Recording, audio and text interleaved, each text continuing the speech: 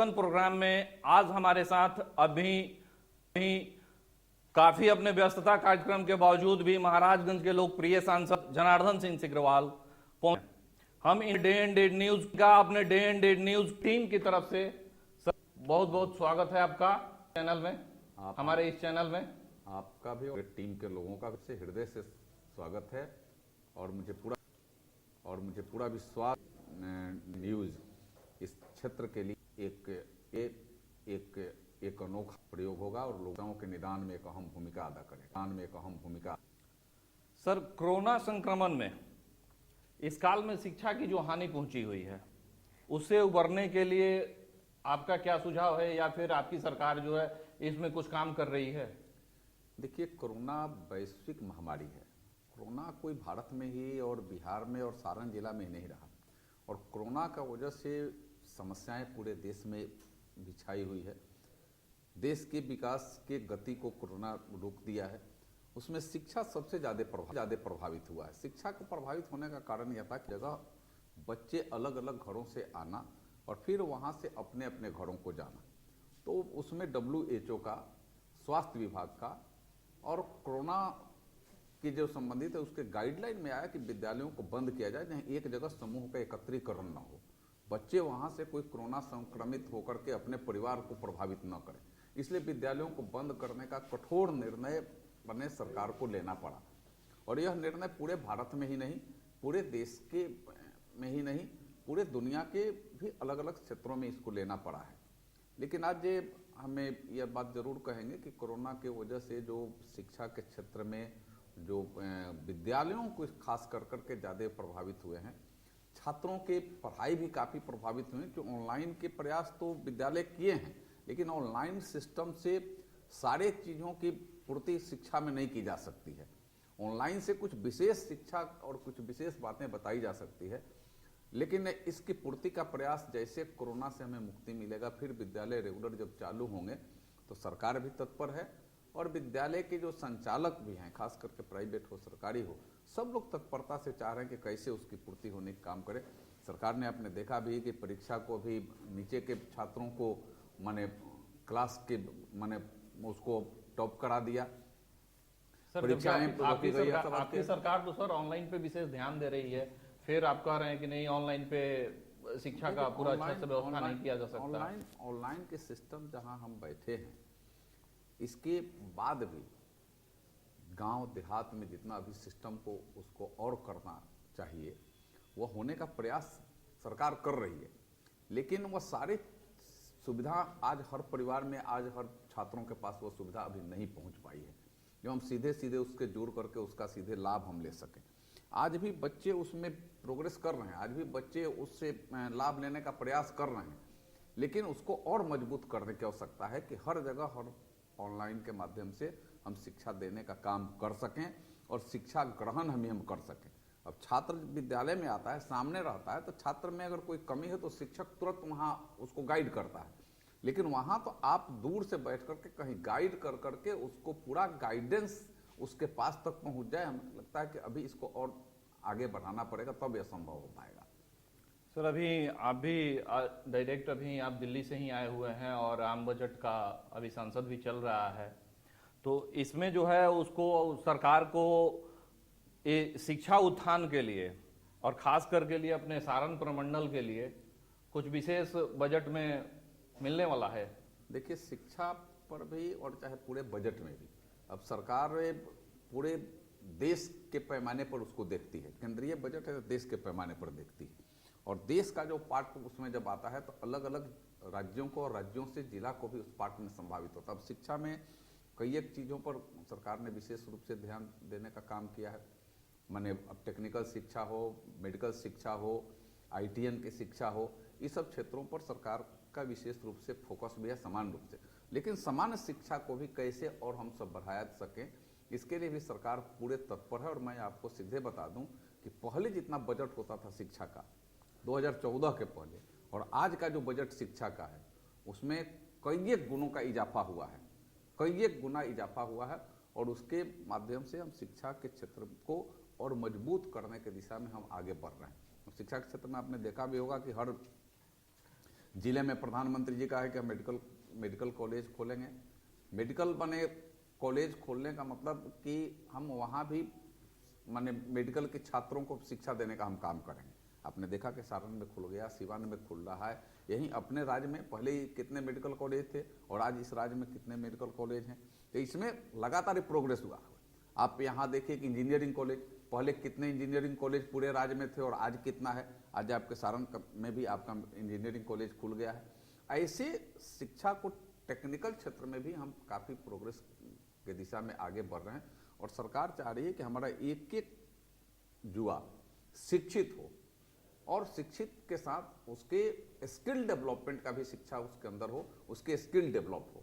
जब वो शिक्षित होगा और स्किल डेवलप होगा तो वह सीधे रोजगार को उसको खोजना नहीं पड़ेगा, रोजगार का सृजन करेगा और वहां से लोगों को रोजगार देने का काम करेगा। सर, रेलवे में भी महाराजगंज संसदीय क्षेत्र से लेकर के सारण के प्रमंडल तक सभी को काफी आम बजट से उपेक्षा है।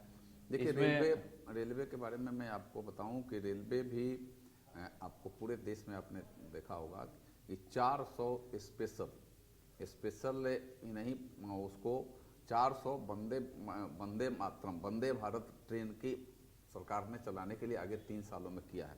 और सरकार ने किया है कि हर हमें अच्छे जंक्शन को हम उससे कहीं ना कहीं किसी विशेषता से जोड़ने का काम करेंगे। हम रेल के क्षेत्र में हमने जितना आगे कदम बढ़ाने का काम किया है, हमें उसमें बुलेट ट्रेन चलाने की बात कर रहे हैं। हम बुलेट ट्रेन शुरू भी हुआ है। हर शहर को, हर स्टेशन को हम अच्छे से अच्छे सुविधा दे सकेंगे। वाईफाई की सुविधा आज ट्रेनों में भी मिल रहा है। आज स्टेशनों के अंदर और स्टेशनों के बाहर भी उसकी सुविधा को और बढ़ाने का काम किया जा रहा है। जबकि आपने देखा होगा कोरोना काल में किस तरीका से जब लॉकडाउन हुआ तो किस तरीका से ट्रेनों पर भी और उससे विभाग पर भी कितने बड़ा आफत आई, लेकिन ट्रेन उसके बाद भी रुका नहीं। हम माल वाहक ट्रेनों को हम चलाते रहे। अगर माल वाहक ट्रेन नहीं होती तो हमें खाने के लिए लाला पड़ जाता, लेकिन माल वाहक ट्रेन, अगर दूसरा कोरोना का लहर आया तो हम स्पेशल ट्रेनों से चला करके हमने ऑक्सीजन को पहुंचाने का काम किया। एक ऑक्सीजन स्पेशल ट्रेन हमने चलाया। आज अभी कृषि स्पेशल ट्रेन आज भी माने चल रही। हम छोटे छोटे गांवों में उत्पादित वस्तुओं को देश के विभिन्न कोनों में हम उसको पहुंचाने के लिए स्पेशल ऐसी ट्रेनें चलाई जाएगी जो चल भी रही है और उसको बढ़ाने का काम किया जाएगा कि हमारे किसान, अगर यहाँ का नचाप का किसान भी कोई अच्छा उत्पादन करता है तो उसके अच्छे उत्पादन का अच्छा कीमत देने का, अगर यहाँ का बाजार नहीं अगर बेहती है तो देश के किसी कोने में भेज सकता है। यह सुविधा देने के लिए सरकार तत्पर है और उस पर काम भी कर रही है। अभी सर, जैसे ही मार्केट में न्यूज़ गया कि नहीं आपके चैनल के इनॉग्रेशन में सांसद साहब आने वाले हैं, इसमें एकमा क्षेत्र के काफ़ी लोगों का व्हाट्सएप मैसेज और कॉल के द्वारा ये सवाल उठ रहा है कि एकमा में जो कुछ एक्सप्रेस ट्रेन थी उसकी ठहराव बिल्कुल निरस्त कर दिया गया है। सर, उस ट्रेन के ठहराव में यहाँ की जनता जो है वो जानना चाहती है, उसमें आपका प्रयास क्या है? मेरा प्रयास आपको मैं बताऊं कि मैं इधर ही मैंने एक माह पहले स्वयं मैं विभागीय मंत्री से, रेल मंत्री से मैं व्यक्तिगत मिला था। उसके पहले हमने लोकसभा में क्वेश्चन उठाया था और उस ट्रेनों का जो आज रुकना बंद हो गया है, इसके पीछे कोरोना भी बहुत बड़ा संकट था। कोरोना काल में ही वो बंद हुआ है, लेकिन फिर वो तत्काल शुरू होगा और सुविधा क्या बढ़ सकता है उसके लिए मेरा प्रयास जारी है। यातायात में यहाँ के जो ट्रेन यात्री हैं, ट्रेन यात्रियों को हर सुविधा मुहैया होगा, इसके लिए मेरा पूरा प्रयास जारी है और उसको मुहैया होगा। कोरोना के अगर काल अगर नहीं आता, कोरोना की महामारी नहीं आती, कोरोना में सारे पैसेंजर ट्रेन रोकना पड़ा था। आपको अगर दिखाया जाए कि अगर कोरोना के वजह से रेल मंत्रालय को कितना बड़ा नुकसान हुआ है। फंड से सर एकमा स्टेशन जो है वो मॉडल स्टेशन बन रहा है। मैं बता रहा हूँ और ट्रेन एक तरफ का ट्रेन का ठहराव रुक गया है, तो सर मॉडल स्टेशन बनाने से हमको क्या बेनिफिट मिलेगा जब यात्री को ही हमको बेनिफिट नहीं मिल पाएगा? मॉडल स्टेशन भी बनाएंगे और यात्री को हर सुविधा भी देंगे। हम दोनों चीज करेंगे।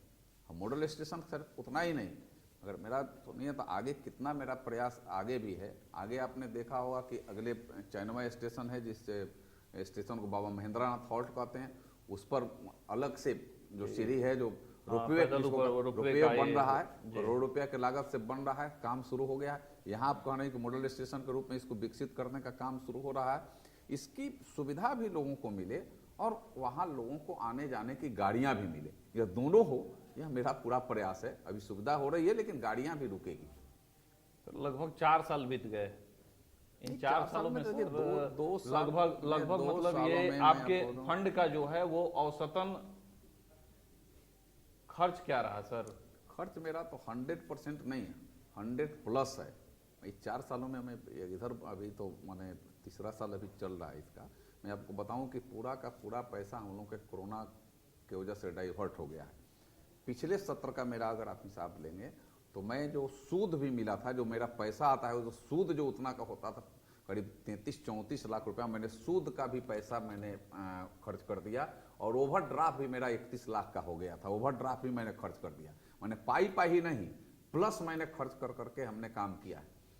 इसलिए मैं ये आपको आश्वस्त मैंने करूं कि जनता के द्वारा जो दिया गया ताकत है, उस ताकत को जनता के सुख सुविधा और सम्मान के लिए मैं हमेशा समर्पित करने के लिए तैयार और तत्पर रहता हूं। सर बहुत बहुत धन्यवाद जो आप अपना बेशकीमती समय निकाल करके और हमारे चैनल के इनॉग्रेशन में पहुंचे। एक बार फिर हम अपने पूरे टीम की तरफ से आपका आभार व्यक्त करते हैं।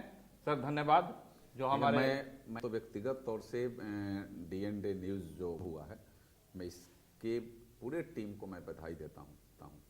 इसके जो निदेशक डायरेक्टर हैं उनके प्रति भी मेरी हृदय से शुभकामना। और यह शुभकामना मैं इसलिए दे रहा हूँ कि न्यूज़ आज इस स्थिति में आज पहुँच गया है कि कितने समस्याओं का निदान भी हम कर रहे हैं। समस्याओं के निदान में न्यूज़ का एक बहुत बड़ा महत्व है।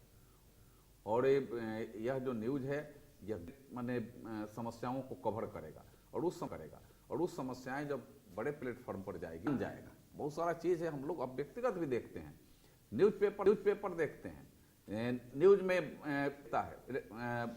देखता है तो ध्यान में आता है कि भाई समस्या तो सामने है, इसके लिए क्या प्रयास किया जाए, कैसे इसका निदान हो।